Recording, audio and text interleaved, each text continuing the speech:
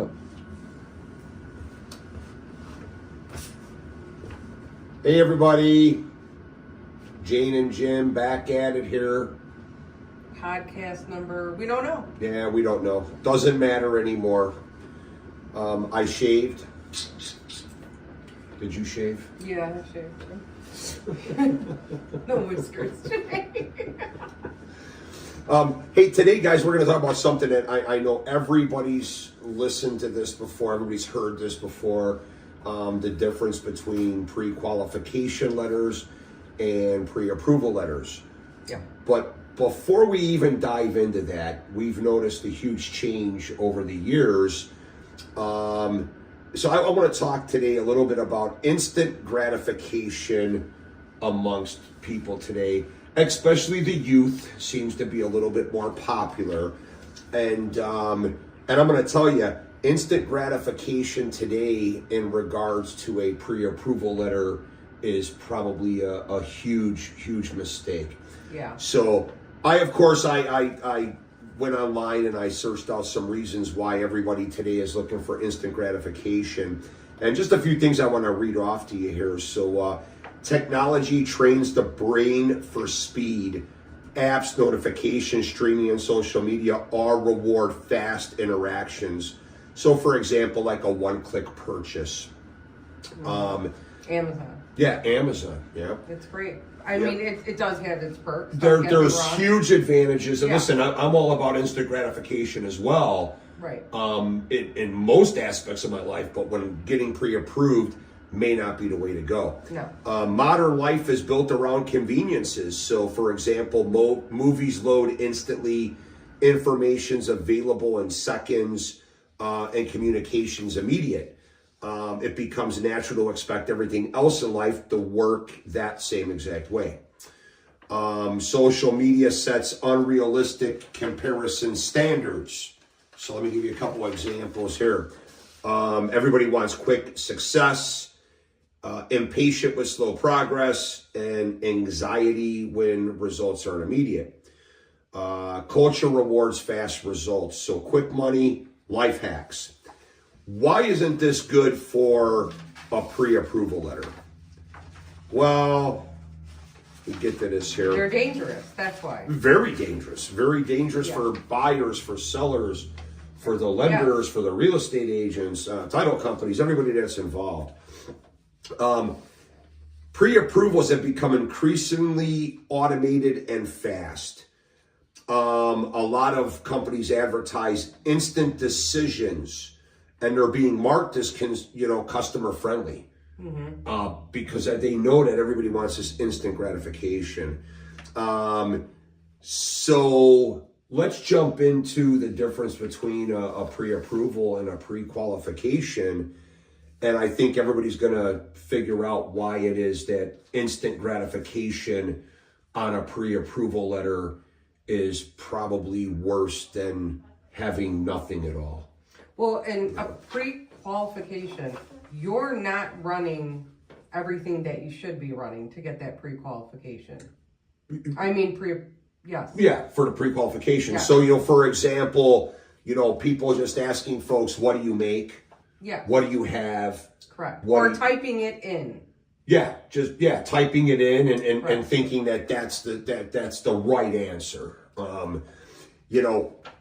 A pre-approval is obviously reviewing that documentation. Now, don't get me wrong, I typically start off with a conversation. Where do you work? What do you do? What do you make? What do you have? Correct. And then I'll take that as my kind of like my outline to start getting further into it. Right.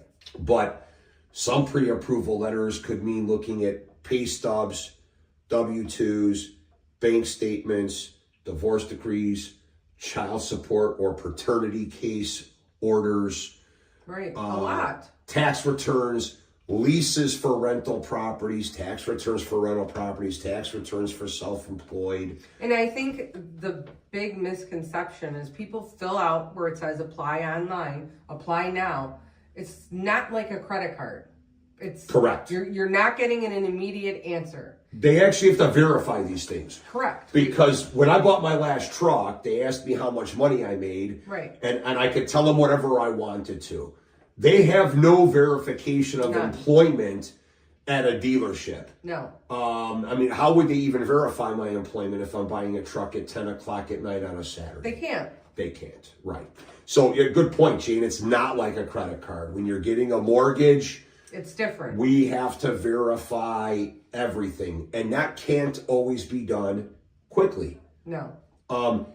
It usually takes the clients longer to get me the items that I need than it does for me to actually review the items. Right. Yeah. You know, and there are times to where we will issue a pre-qualification letter. I do it all the time. I also make sure that everybody working on the transaction realizes that this is a pre-qualification letter. It's not a pre-approval letter. Because some might not know this, but we are obligated to believe what the customers tell us. So if you tell me that you make $100,000 a year base salary and you tell me that you have $100,000 in the bank, I have no reason to not believe that. Right. Until I receive documentation. And there's a couple of pre-approvals without credit review, with credit review. Yeah, I cannot believe, Jane, I'm so glad you brought that. I cannot believe that there's people out there with pre-approvals with no credit review. No credit reports pulled. Right.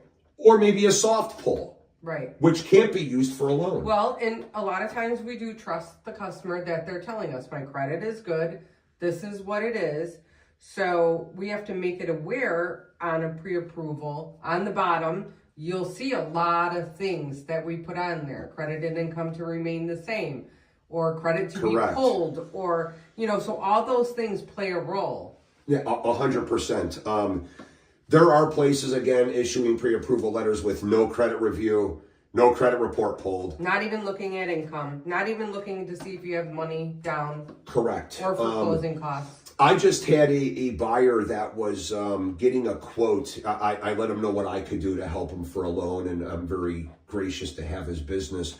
But prior to committing to working with me, he was speaking to another lender who was promising everything in the world. It actually looked too good to be true, to be honest. And I found out that they never pulled their credit. They never saw a pay stub or a W-2. They had no idea what their assets or liabilities were. I just found it to be comical that they could throw an offer out there, which again looked too good to be true, with literally no work. Yeah, and that's like a false sense that they can buy a property right now. Yeah, absolutely. And in this case, it was about what kind of deal can I get? Right. What kind of deal can I get? And I reviewed everything, and I knew exactly what I was working with. And the other lender really has no clue what they would be working with. No. You know? So I just... So in that situation, too, if they're quoting somebody a rate, oh, I can get you that, they can't. You don't know. You don't know. I mean, I guess it's easy for me to tell everybody that, yeah, I can get you a 3.99. Sure. Paying nothing to get. And even make your first 12 payments. Yeah, we all can. You know, but it doesn't mean anything unless we can truly get that done. Yeah. Something else, just off to the side of this a little bit, is that there's been a lot of people that have been pre-approved that weren't able to find homes. They've been in the market for a long time looking and looking and looking. Right. Keep in mind, these pre-approval letters, they're not good forever. So if a buyer's pre-approval letter is expiring or about to expire, you may want to get back with that buyer and make sure that they reach out and get a solid pre-approval letter. And that may mean sending us more income docs, sending us bank statements. Absolutely. Re-qualifying, because anything can happen in that amount of time. They could have changed jobs. Correct. They could have a late payment on something. I mean, it's endless. It's really like you're dealing with a whole new buyer at that point. But I've got a lot of clients to where I pre-approved them. They couldn't find a house. They come back to re-up the pre-approval letter, and I have to dive back in head first and go over it all over again. I need you to keep in mind that a lot of places aren't doing that. They're issuing a pre-approval letter, and as long as they were good at that time, they're really just redating the same pre-approval letter. They're not putting any efforts into making sure that that person can still buy. They might be asking them questions like, do you think your credit's the same as before? You know, are you paying your bills like you did before? Do you have about the same amount of money as before? Are you working at the same job as before? Boy, oh boy, unless you're salaried, the chances of making the same income today is probably slim. Very slim, yeah. And also, once you hit different times of the year, different information is required as well. So we're going to be coming up to a time of the year to where we're going to be asking for W-2 soon for this year. Right. And if you were self-employed, or if you are self-employed, it's possible that we review tax returns. You might have had an extension on your last year return that now got filed, and we would have to take that into account. Correct. Okay. So, I mean, what's a full pre-approval letter, to you, Jane? It's verifying income, employment, pulling credit, making sure they debt ratio, just qualifying for the loan that they want. Yeah, not just receiving the documentation, actually reviewing the documentation, interpreting the documentation. They might, have, like you said, people are like, oh, do you get child support? Do you give child support? And sometimes they don't answer correctly, and then we see it coming out of their check. Or we see other things coming out of their check that we have to explain what that is. Correct, yeah. A lot of things on bank statements. Sure. Where, folks go to Amazon, they buy something, they stretch that payment over 3 payments or 4 payments. What are some of these companies, Jane? Affirm. That's a big one. Yeah, that's the biggest one, Affirm. Yeah. These things are crazy in our industry because we have to count that as an installment loan. Right. Which could affect your debt ratios. And keep in mind, those items don't show up on a credit report. So even if somebody pulls somebody's credit and reviews their income, and they calculate debt ratios, that's great. But if they're not looking at the bank statements, which a lot of people, maybe for example, they look at the first page and just see the amount they have in the correct. Yes. So let me ask you this. When you see that Affirm, if the customer says to you, I only have 10 pays left or 6 pays left, do you still have to count that? It depends on the type of loan we're doing, and, so if it's FHA in comparison to a conventional loan, if it's a conventional loan with less than 10 payments, we can potentially roll that out of your debt. However, you're going to have to get us information, which isn't so easy to get. Correct. From that website. We kind of know where to look for it. Right. But you have to go and pull up a Truth in Lending, and it's going to show you how many payments are due on that. That's what goes back to social media, things on social media. Because I've heard a lot of people recently say, I have a car payment, but it's less than 10 pays. I have this, but it's less than 10 pays. I didn't discuss 10 payments with them. Yeah. So I'm wondering where are you getting this information from? Yeah, where are you getting this information from? Yes. Honestly, it can be quite dangerous. We use ChatGPT. We Google, right? Pretty sure. And I'm gonna let you know right now that I find more mistakes on ChatGPT because it just doesn't know. No, it doesn't understand. I can type in the same question 2 different ways and get completely 2 different answers. Right. Although the question is still really the same question. Right. But yet get 2 answers. Quite interesting. Yeah, very interesting. But very, very dangerous to try to, figure out your own loan by Googling or using AI. Sure. It is. Our questions just get deeper and deeper and deeper. It's like, Gene, I'm looking at your bank statement. You have, $20,000 in your account. If there's deposits, I have to ask, where did these deposits come from? Right. If they came from another bank statement, I need to see that bank statement. Right, because we have to trail it. Because the lender doesn't know how you're getting that money. Correct.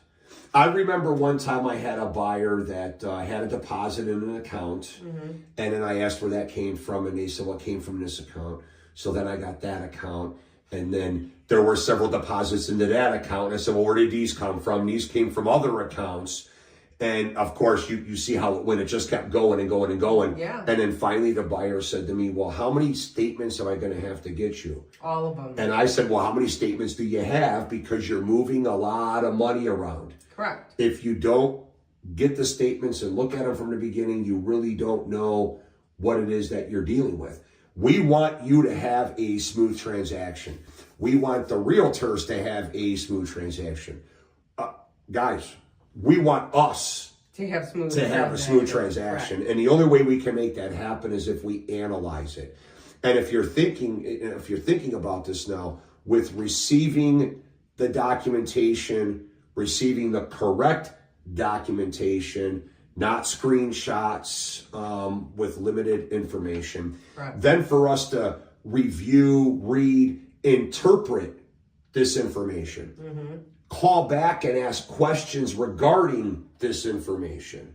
Some of the things that we look at lead to us needing other things. Now we're receiving that documentation. And it's not that we don't trust our borrowers, but we're going to get asked these from a lender. Yeah. It doesn't come from us. An underwriter's going to come to us and ask these same questions. Right. So we need to be prepared. So with all of that being said, how do you get a solid pre-approval letter that's instant gratification? You don't. I don't see how that can possibly happen. That's why it is, I don't want to say a misconception, but to hit that apply button online for a mortgage, there's no way they looked into everything. No. Well, there's a lot of people that really don't want to speak to other people. They would rather do chats. They'd rather go online and enter things in and, again, hit that button and print that pre-approval letter. I just honestly don't see how that would work, because all they're going to do is take the numbers that you put in. Correct. So I can't tell you how many clients I've asked if they have money to put down. They say, yes, they have $20,000. And I say, okay, great, give me the bank statement. When I get the bank statement, it's not their name on the statement. When I ask them who that is, it's their girlfriend, their mom, their grandmother that's holding the money for them in their bank account. So now you do not have that money. It's not your money. It's not in your possession. Correct. But maybe in your eyes it is your money, and I'm sure that you gave the money to your mom to hold for you, but there's no way that you're going to be able to paper trail that. No. It's just impossible to paper trail cash, that's moving around.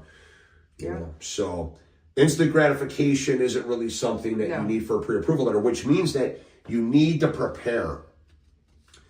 I know you want to get out there. Everybody wants to get out there and want to find homes. But to then have to rush that pre-approval process, I still to this day, I'll get leads. Jane gets leads from a lot of realtors, and they're not really ready to make the plunge to get pre-approved, but they do want to go out and they want to try to find a home. And then when they find a home, there's already multiple bids on it. They're excited. They're calling up after hours, not a problem. They're calling up on the weekends, not a problem. No. They're calling up on weekends after hours, again, not a problem. We're here to answer our phones. But in order for us to issue a solid pre-approval letter, we're going to need these items. Correct. And do our jobs. So just help us do our jobs. And there could be something that you didn't realize was going to be on your credit, and it shows up, and then we have to address it. Yes. The biggest one we're running into right now are student loans. Yes, 100%. So student loans were put into forbearance. Nobody has to make payments. They came out of forbearance. And no one's making payments. Nobody knew. So they're not making payments. Or they still have the school email. Yeah, absolutely. No one ever changed anything. I had a young borrower I was just speaking to last week. All their mail is going to a previous address. They have no idea that the student loans come out of deferment, or forbearance, I should say. So now you've got these loans that nobody paid on for a couple years. They came out. They actually went back in. They came back out again. Yeah. And I don't know, almost everybody I speak to says, I didn't know my student loans were out of forbearance. I didn't know that I have to make the payment.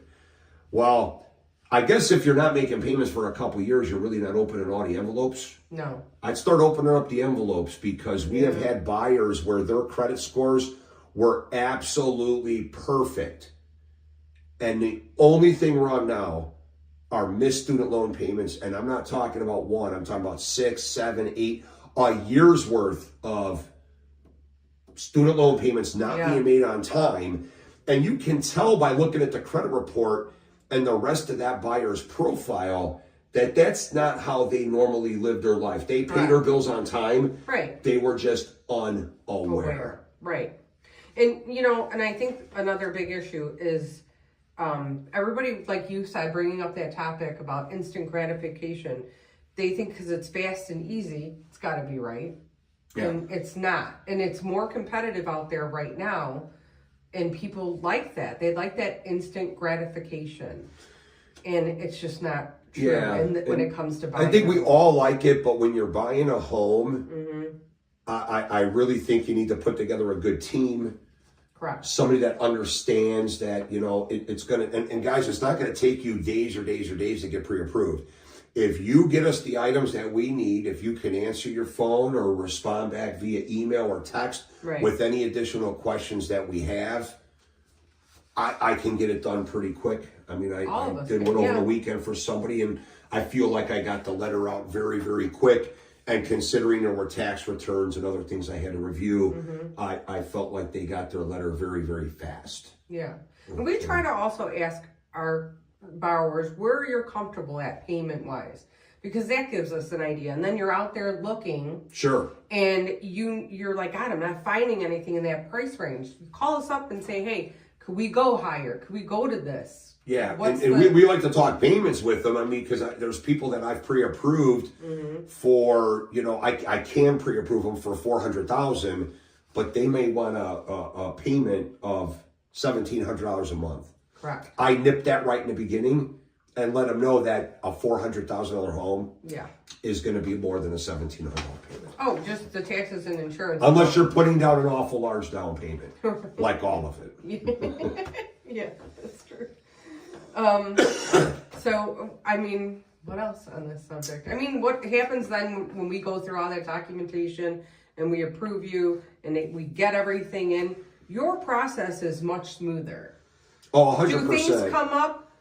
Yes, because we never know what the lender is going to ask. You know, I always say this. Let's pretend we need 100 items from you. We never need 100 items, but let's just use that as an easy number. If I ask you for 99 items up front and one later, you'll love me. Oh, yeah. But if I ask you for one up front and 99 items after you're under contract, you're going to hate me. Yeah. It's the same 100 items. And people get worried, too, when we come back to them and say, we're going to need this, this, and this. Oh my God, I'm not getting approved, am I? No. We're just trying to fill in some gaps or make things understood. And so always ask your loan officer to explain, and we'll tell you, this is why, we'll explain the situation. Yeah, we don't get paid unless we close the loan. Correct. Yeah, I have to close the loan in order to get paid. Correct. You know? Yeah. No salary here. No. Maybe we can talk to him about that. Yeah, I don't think he'll go for that. No? All right. So I guess we need to keep on doing our job right. Yeah, right. That's true. You know how much spare time I would have if I could just write fallout letters? Oh, it'd be fantastic. Just, here you go. Go find something. I'll worry about it later. Yeah. Yeah, go find something. I'll worry about it later. Yeah. Well, I don't want to do that to anybody, but there are a lot of people out there doing that. And I'll tell you what, here's a sign of a really bad loan officer, in my opinion. Let me pull your credit. Yeah. Let me pull your credit. They're not discussing down payment.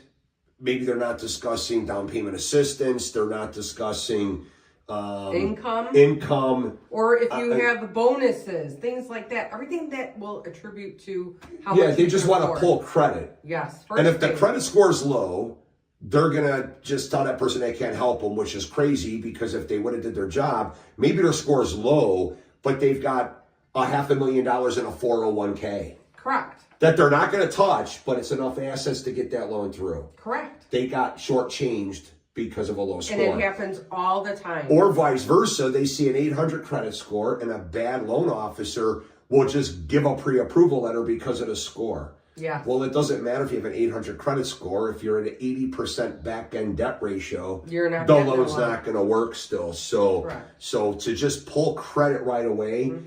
And pulling credit is expensive for us to do. It is. So we like to see your income documentation, your money down, all that stuff ahead of time. And I want to make sure I have a loan. Yeah, we want to piece it together. I want to make sure I have a loan before I pull a credit and you get a hard inquiry on your credit report. Mm-hmm. And then we have an expense to pull the credit report. It doesn't make any sense to do that without having the documentation in front of us. Correct. Yeah, no, it doesn't. And boy, we have links to where you can send docs securely. Mm-hmm. I have people fax, I have people text, I have people email. You can encrypt a PDF if you want to protect yourself. And we know that it's easier for people to text us those documentations, but in order for us to get them to the lender, they have to be sent a little bit differently because you can't read them sometimes. I spend a lot of my day taking pictures and from my phone and making them the right direction. Or all the way around. Yes. Sometimes I need to do this, but I can't do that, with them. And then I got to email to myself and turn them into a PDF and then combine them. I'm willing to do the extra work. Right. We're all willing to do the extra work. Right. But we still need the documentation. Correct. And give you a much smoother transaction. All pages. When we ask for all, we mean all. Not just the first page. Yeah, even a page that says this page is intentionally left blank. Yeah. We still want that page. We don't need tax returns very often, and plus we can even give you some tips on how to get some of that documentation to us. Right. So, for example, if you have an accountant, your accountant works for you. You don't work for your accountant. All you need to do is call your accountant and say, hey, could you email Jane my tax returns and W-2s for the last 2 years? Right. Yeah. We hear a lot of buyers say they don't get pay stubs. Well, that would be illegal. Right. We all get pay stubs. Right. They may not put it on your desk anymore. They may not hand it to you anymore because you have direct deposit. But you for sure have a website to go into that you can go to get copies of your pay stubs. You might need to sign up for that. Yeah. Okay. I get a lot of people, they want to go talk to the payroll department to get copies of their paychecks. Yes. When indeed they really could just go online and pull them up themselves. Same thing with bank statements. We still have customers that run to the bank to get a copy of their bank statement because they signed up for paperless. Well, just because you're paperless doesn't mean that you can't go online and get copies of your bank statements. And by the way, if you don't have a printer, that's okay too. You can save it on your desktop as a PDF. Mm-hmm. You don't need your phones too. Yeah, you don't need to print it, scan it, and then email it to us. Right. You can save that attachment as a PDF. You'd be surprised how many folks may not know that. Mm-hmm. Yeah, that's true. So, pre-approval versus pre-qualification. I think we all know what that is. Pre-qualification is more of just a conversation. Yes. It's really nothing that you can base a true decision on. Right. And a pre-approval is us jumping through all the hoops that we need to jump through to make sure that you and everybody else has a smooth transaction. Right. Any questions, always email us, text us. Call us. Message us. Smoke signals. Anything. We're here to help you guys. Yeah. Carrier pigeon. We don't care. Anything. Just get those questions over to us. And we hope you guys enjoy these. We're going to keep them coming. If you've got topics that you'd like us to discuss, message us. Yeah, please fire away with that. Any realtors out there that want to join us, message us, call us. Yep, message email, us. Whatever works for you guys. Absolutely. And everybody have a great Thanksgiving. Yeah, be safe. Looks like the weather's going to be turning a little bit colder. And go Bears. Oh, yeah. We have go Bears. Go Bears. Tougher part of the schedule. Stop it, Gene. Go Bears.